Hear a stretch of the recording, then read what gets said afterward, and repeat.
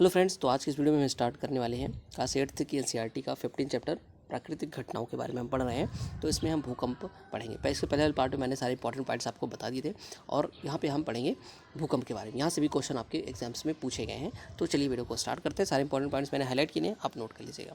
चलो, भूकंप क्या होता है जानते हैं। अर्थक्वेक सभी लोग जानते हैं। तो देखिए, जीवन तथा संपत्ति, अगर जब भूकंप आते हैं तो जीवन तथा संपत्ति का बड़े पैमाने पर विनाश करते हैं। सौभाग्य कुछ हद तक इन पर घटनाओं की भविष्यवाणी कर सकते हैं। मौसम विभाग कुछ क्षेत्रों में बन रहे तड़ित झंझा के बारे में चेतावनी दे सकते हैं। तड़ित झंझा होती है तो इसके साथ सदैव तड़ित तथा चक्रवात की संभावना होती है। अतः इन पर घटनाओं से होने वाली क्षति से बचाव उपायों के लिए हमारे पास बहुत समय होता है। अब देखो यहाँ पे हो गया। अब पढ़ते हैं। तथापि एक ऐसी परिघटना भी है जिसके बारे में भविष्यवाणी नहीं की जा सकती।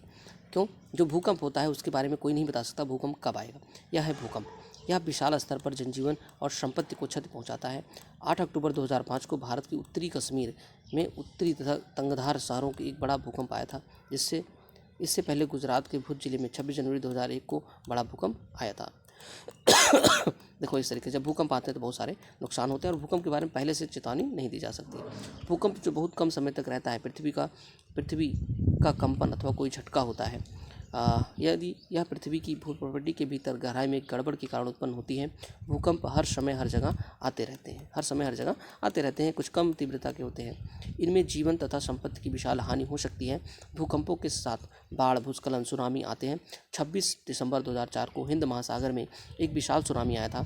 महासागर के चारों ओर तटवर्ती क्षेत्रों में अपार हानि हुई थी। भूकंप का कारण क्या होता है ये समझते हैं। भूकंप का कारण क्या होता है, पहले हम पृथ्वी के स्ट्रक्चर को समझते हैं, फिर हम समझेंगे। क्योंकि जो भूकंप आता है ज़मीन के भीतर से आता है। पृथ्वी के भीतर को भीतर की सबसे ऊपरी सतह में गहराई की गड़बड़ के कारण भूस्पंद यानी कि भूकंप आते हैं। पृथ्वी की इस परत को भूप्रकृति कहते हैं। यहाँ पे ध्यान दो, ये भूप्रकृति है, ये प्रवार है, ठीक है, ये बाह्य कोड है और ये आंतरिक कोड है, ठीक है आपका। हम जानते हैं इसके पृथ्वी के अंदर क्या है, बहुत सारी धातुएं जो है वो गलित अवस्था में है। बहुत ज़्यादा टेम्परेचर इसका है, ठीक है। यहाँ पे आग जल रही है, इस तरीके से बहुत सारी चीज़ें यहाँ पे होती है। पृथ्वी की सतह एक खंड से नहीं है या टुकड़ों में विभाजित है। प्रत्येक टुकड़े को प्लेट कहते हैं। एक प्लेट निरंतर गति करती रहती है। जब ये एक दूसरे से रगड़ खाती हैं अथवा टक्कर के कारण एक प्लेट दूसरी प्लेट के नीचे चली जाती है तो इनके कारण भूप्रकृति में विक्षोभ उत्पन्न होता है। यह विक्षोभ पृथ्वी की सतह पर भूकंप के रूप में दिखाई देते हैं। अब देखिए, ये टकरा रही है प्लेट एक दूसरे से। देखो, एक प्लेट दूसरे से यहाँ पे क्या कर रही है, टकरा रही है और एक प्लेट नीचे चली गई, दूसरी प्लेट ऊपर चली जाती है। यहाँ पे देखिए, एक प्लेट इधर रगड़ रही है, एक प्लेट इधर, ये दोनों आपस में क्या कर रहे हैं, रगड़ रहे हैं, ठीक है। तो इससे क्या होता है, भूकंप उत्पन्न होते हैं। यद्यपि हम भूकंप आने के कारण निश्चित रूप से नहीं जानते, तथापि अभी तक यह संभव नहीं हो सका है कि भूकंप के समय तथा स्थान की भविष्यवाणी कर सकें। भूकंप की भविष्यवाणी भी हम नहीं कर सकते हैं, ठीक है। परंतु अधिकांश भूकंप पृथ्वी की प्लेटों की गतियों के कारण ही आते हैं। भूकंप प्लेटों की गतियों के कारण उत्पन्न होते हैं, अतः प्लेटों की सीमाएं दुर्बल क्षेत्र होती हैं। प्लेटों की सीमाएं दुर्बल क्षेत्र होती हैं, वहाँ भूकंप आने की संभावना अधिक होती है। इन दुर्बल क्षेत्रों को भूकंपी क्षेत्र अथवा भ्रंश क्षेत्र कहते हैं। जैसे यहाँ पे आप देखोगे, यहाँ पे मैप में यहाँ पे बताया गया, थोड़ा सा और देख लेंगे। देखो यहाँ पे कश्मीर, पश्चिमी तथा केंद्रीय हिमालय, समस्त उत्तर पूर्व, कच्छ का रण, राजस्थान का सिंध गंगा के मैदान, दक्षिण भारत के कुछ भाग भी खतरे के क्षेत्र में रहते हैं, ठीक है। क्योंकि यहाँ पे क्या है, भ्रंश क्षेत्र होता है।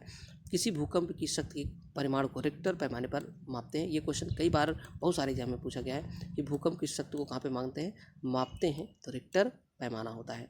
जैसे लंबाई को आप मापते हो ना स्केल से, वैसे इसको भी मापा जाता है और वो होता है रिक्टर पैमाना। विनाशकारी भूकंप का रिक्टर पैमाने के परिमाण 7 से अधिक होता है। क्या होता है, देखो, विनाशकारी जो भूकंप होते हैं उनका जो पैमाना, जो उनका रीडिंग होती है वो 7 से अधिक होती है। कश्मीर में आए दोनों भूकंप का परिमाण 7.5 था। कितना, 7.5, बहुत ज़्यादा था। अब देखो, रिक्टर स्केल के बारे में पढ़ते हैं। भूस्पंद पृथ्वी की सतह पर तरंगें उत्पन्न होती हैं। इन तरंगों को भूकंपी तरंगे कहते हैं। इन तरंगों को भूकंप लेखी नामक उपकरण द्वारा रिकॉर्ड किया जाता है। यह उपकरण मात्र एक कंपायमान क्षण अथवा लोलक होता है जो भूकंप आने पर दोलन करने लगता है। इसके कंपायमान तंत्र के साथ एक पेन जुड़ा होता है। यह पेन इसके नीचे गति करने वाली कागज की पट्टी पर भूकंपी तरंगों को रिकॉर्ड करता है। इन तरंगों का अध्ययन करके वैज्ञानिक भूकंप संपूर्ण मानचित्र बना सकते हैं। ये भूकंप की क्षति पहुंचा सकने की क्षमता का अनुमान भी लगा सकते हैं। देखो यहाँ पे इसको समझते हैं। देखो, ये भूकंप का केंद्र है जमीन के अंदर, ठीक है। ये इसको अधिकेंद्र बोलते हैं। क्या बोलते हैं, अधिकेंद्र। देखो, जहाँ पे भूकंप का केंद्र होता है उसके ऊपर वाला जो ये भाग होता है भू प्रॉपर्टी पे, इसको क्या बोलते हैं? अधिकेंद्र बोलते हैं। ये पृथ्वी का पृष्ठ है, इसको फोकस बोलते हैं, इस वाले पॉइंट को, ठीक है, इस वाले पॉइंट को फोकस बोलते हैं। और ये भूकंपी तरंगे हैं जो चलती हैं। ये आप देखेंगे एक भूकंपी लेखी का रिक्टर स्केल है, यहाँ पे आप देख सकते हो इस तरीके से यहाँ पे ये लाइन को खींच, जैसे जब भूकंप आता है तो इस तरीके से लाइन टेढ़ी मेढ़ी हो जाती है। इससे पता चलता है कि भूकंप की तीव्रता क्या थी, वैज्ञानिक लोग बताते हैं। विज्ञान में अन्य बहुत से पैमानों की भांति डेसिबल एक अन्य उदाहरण है। रिक्टर पैमाना रैखिक नहीं होता है। देखो, जो रिक्टर पैमाना होता है वो रैखिक नहीं होता, ये भी क्वेश्चन पूछा गया है। कैसा होता है? रैखिक नहीं होता है। इसका अर्थ है कि युद्ध पैमाने पर 6 परिमाण के भूकंप की क्षतिनाशी ऊर्जा 6 परिमाण के भूकंप की विनाशी ऊर्जा से 1.5 गुनी अधिक नहीं है। क्यों नहीं अधिक? क्योंकि 2 की वृद्धि का अर्थ है 1000 गुनी अधिक विनाशकारी ऊर्जा। 6 परिमाण के किसी भूकंप का विनाशी ऊर्जा 4 परिमाण के भूकंप की तुलना में 1000 गुने अधिक होती है। इसका कहने का मतलब है जैसे मान लो 6 और 4 में 2 का गैप है, सॉरी 6 और 4 में मान लो 2.5 गुना है, ठीक है, इस तरीके से इसमें लिखा है 2.5 गुना है। तो इसका मतलब ये नहीं है कि वो थोड़ा सा ही ज़्यादा विनाशकारी होगा। अगर 4 से 6 हुआ तो 1000 गुना अधिक विनाश होगा। अब देखो भूकंप के बचाव क्या है। भूकंप की भविष्यवाणी नहीं की जा सकती है, अत्यधिक विनाशकारी भी हो सकते हैं भूकंप। इसके बचाव के लिए यहाँ पे क्या क्या है वो देखते हैं।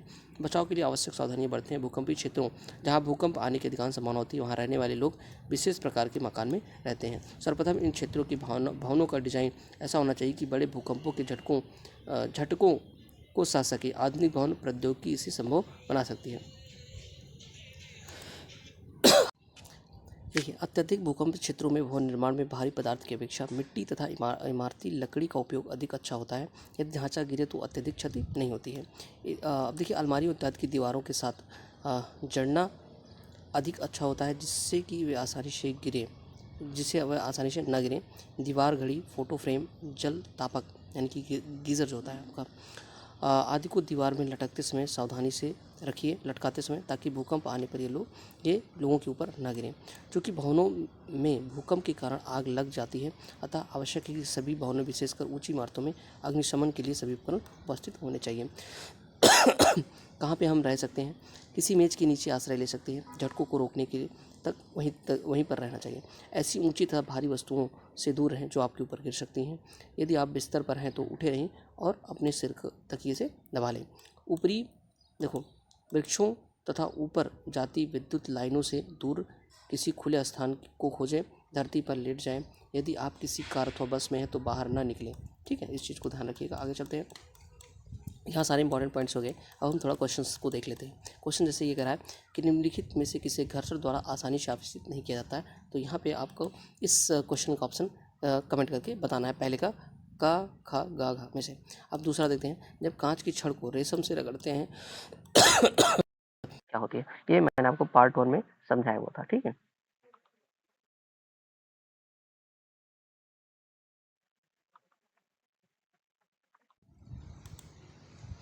मैंने पार्ट 1 में आपको इसको समझाया हुआ था कि जब कांच की छड़ को रेशम से रगड़ते हैं तो क्या होता है, तो छड़ पे धनावेश आ जाता है तथा कपड़े पर क्या होता है, ऋणावेश आ जाता है, ठीक है। ट्रू फॉल्स देख लेते हैं। सजातीय आवेश एक दूसरे को क्या करते हैं, सजातीय आवेश जो होते हैं एक दूसरे को आकर्षित करते हैं, ऐसा गलत है। प्लस प्लस होगा तो क्या होगा, प्लस प्लस पे क्या होते हैं, अपकर्षित कर सकते, ठीक है, रेपेल करते हैं। आवेशित कांच की छड़ आवेशित प्लास्टिक स्ट्रा को आकर्षित करती है। कह रहा है आवेशित कांच की छड़ जो है आवेशित प्लास्टिक स्ट्रा को आकर्षित करती है, नहीं, हाँ आकर्षित करती है। क्यों? क्योंकि क्या होता है, इन दोनों पर अलग अलग आवेश होते हैं, प्लस माइनस होता है। तड़ित चालक किसी भवन को तड़ित से सुरक्षा नहीं कर सकता, ये गलत है। तड़ित चालक जो है भवन की सुरक्षा कर सकता है। भूकंप की भविष्यवाणी की जा सकती है, ये भी फॉल्स है आपका। भूकंप की भविष्यवाणी नहीं की जा सकती। तो इस तरीके से हमारा ये चैप्टर समाप्त हुआ। वीडियो पसंद आए तो लाइक करना, चैनल को सब्सक्राइब करना। Thanks for watching.